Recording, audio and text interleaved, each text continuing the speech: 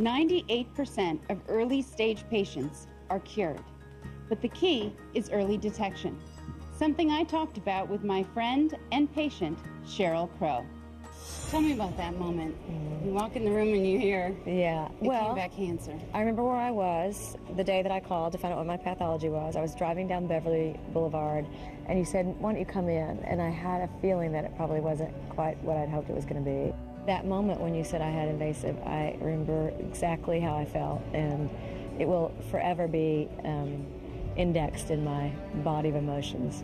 Your cancer was detected on a mammogram. Yeah. Do you feel like that mammogram saved your life?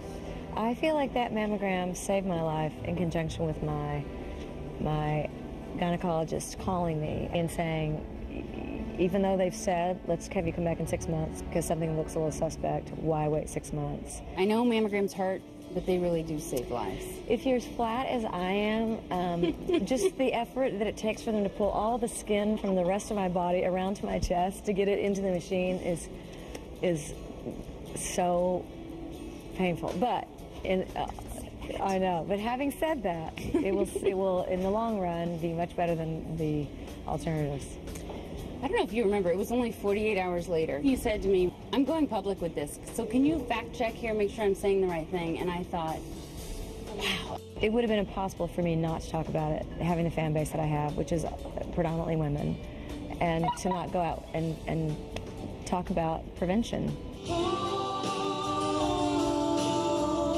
When you do concerts with a cause, are they somehow more special or different? Yeah, you know, it's interesting because the concerts that I've done that have been specifically for a cause always tend to be more emotional. It's a very strong community of people who have survived cancer because that moment of being diagnosed is a moment I think everyone can relate to who's been diagnosed. It's a real showstopper.